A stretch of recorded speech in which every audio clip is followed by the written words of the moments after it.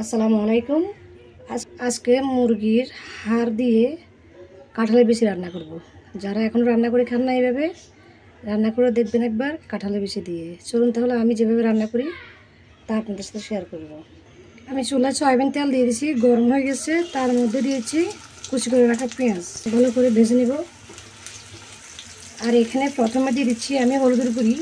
এভাবে যদি আগে আপনি হলুদের গুঁড়ি তেলের উপর দিয়ে পেঁয়াজের সাথে ভাজি করে নেন, আপনার তরকারি বলেন যে কোনো কিছু ভালো একটা কালার আসবে। দিয়ে দিচ্ছি আদা রসুন পেস্ট করা, দিয়ে দিচ্ছি লবণ, হলুদের গুঁড়ি, মরিচের গুঁড়ি। আর মাংস রান্না করতে যতগুলো গরম মশলা লাগে সব কিছু আমি গুঁড়ি করে নিয়েছি। জিরা ধনিয়া, সামান্য পানি দিয়ে দিচ্ছি। মশলাগুলো কষানো হয়ে গেছে, দিয়ে দিব মুরগির হাড়গুলো। আমি একসাথে দিয়ে দিব কাঁঠালের বিচিগুলো, কারণ কাঁঠালের বিচিগুলো আমি গোটা গোটা রেখেছি এই কারণে।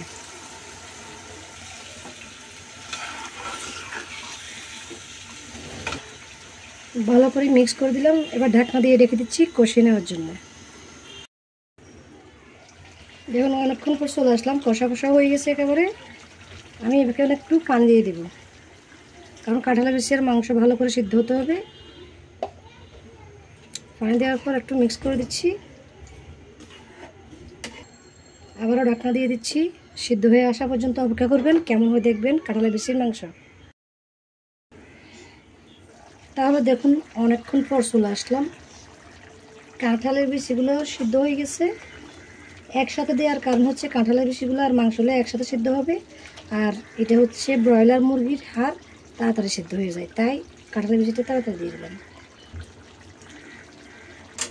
চুলাটা অফ করে দিলাম।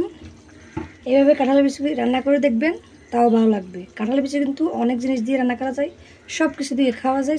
শুটকি মাছ দিয়ে আরও টেস্ট হয় কাঁঠালের বিচি। তাহলে আজকে রেসিপিটা শেষ করে এখানে বিদায় নিচ্ছি। সবাই ভালো থাকবেন। আল্লাহ হাফেজ।